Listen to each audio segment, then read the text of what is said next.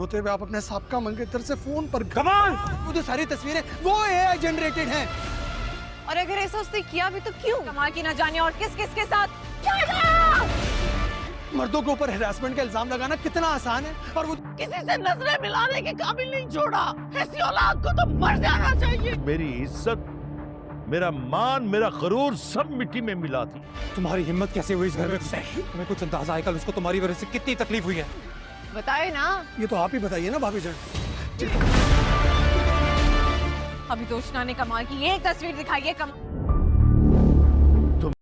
शुजात साहब तो अपनी बेटी उष्णा की इस हरकत की वजह से किसी को मुंह दिखाने के काबिल नहीं रहे। पहले ही एक बेटी इतनी मुश्किल से अपना घर बसा रही है और दूसरी ने जाकर उसी के घर में आग लगा दी है। अब समीन के लिए भी कितनी ज़्यादा मुश्किलात इदनान के घर में खड़ी हो सकती हैं, उष्णा को इस बात का अंदाज़ा तक नहीं है। लेकिन समीन अपनी बहन का साथ देते हुए शाइला के पास जाती है और उसे कहती है कि जो तस्वीरें मेरी बहन ने दिखाई हैं वो बिल्कुल सच्ची हैं और तुम खुद सोचो कि तुम्हारा शोहर और कितनी लड़कियों की ज़िंदगी बर्बाद कर रहा होगा।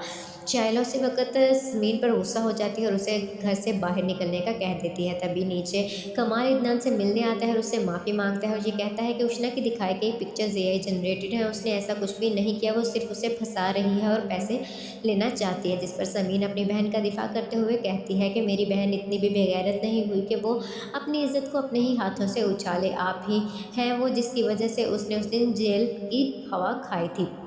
जिस पर कमाल इदनान की नज़रों में समीन को ही गिराने की कोशिश करता है और उसे कहता है आप तो खामोश ही रहिए, आप तो अब भी अपने मंगेतर शाजिर के साथ फ़ोन पर छुप छुप कर बातें करते हैं, तो आप तो मुझे गैरत का लेक्चर मत ही दीजिए। इदनान उसी वक्त खामोश हो जाता है, उसे समझ में नहीं आता कि वो क्या करे, लेकिन वो उस वक्त कमाल को वहाँ से निकलने का कह देता है।